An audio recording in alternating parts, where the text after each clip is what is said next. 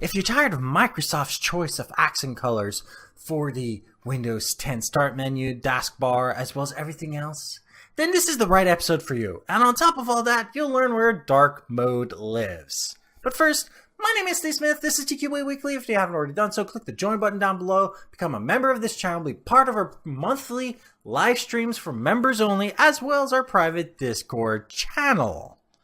Now let's get to the point. So from the desktop, you're going to be right-clicking, selecting personalize, skipping over the factory background straight to colors.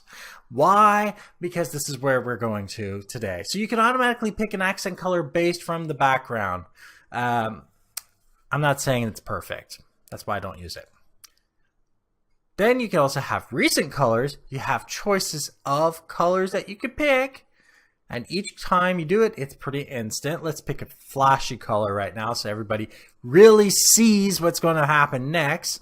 And of course, you can actually make your own custom color, which by the way, if you think you have an imagination, imagine a new color. I bet you can't.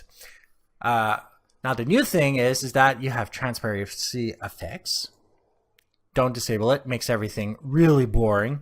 You have the ability to turn off and on the accent color on the start menu, taskbar, and action center. Also makes everything dull. You can do the same to title bars. And of course, we've got the position for light and dark mode. Now to see why I've picked dark mode, start squinting your eyes, wearing your sunglasses or whatever. 3, 2, 1. Sorry I burnt your eyes. Yeah, that is why I have dark mode enabled by default, so that we don't end up burning all of our eyes out.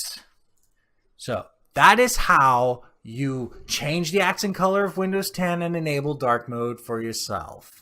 Like if you like it, dislike it if you didn't, share with those you think can benefit from this, and don't forget to subscribe. And if you have any questions, comments, suggestions for topics, email me at ask@tqaweekly.com or go to my website, tqaweekly.com, where you can see other episodes like this, search for other kinds of solutions for your problems, or use the contact form to email me directly.